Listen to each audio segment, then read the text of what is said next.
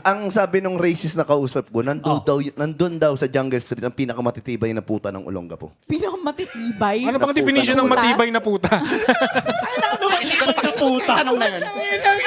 Wait. Ano yung tanong? Ano yung definition ng matibay na puta? Pasagot pa sa card. O, pasagot mo sa card. Makulat na Pepe. Definition. Puta Tibay na puta.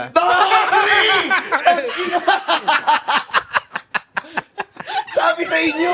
Sabi sa inyo! Pero ano nga bang basihan ng pagiging Puta? O... Bakit yun? I mean, fact. Bakit matibay na puta? Anong bakit sino? kaya? Ang kwento nung ano na yun, kasi daw, mahabang yung titi, gano'n, malaking titi nung mga black, gano'n. So, Yung kaya. yung kaya. May kaya lang. Hindi daw lahat kaya eh. Oh, shit. Tsaka nung panahon daw ng 80s, 70s, ganun, talagang palasak yung sex, drugs, and rock and roll. Oh, di yun nga raw eh. So, kung kaya mo daw mag-drugs, tas makipag-sex ng malala, yun. Sa The negro. definition mo daw is matibay na puta. Sabi ba nung tropa mong racist, iba ba yung presyo? Oo, iba raw ang presyoan. Akala ko yung jumujuti pa rin kahit naka-wheelchair. Ano ang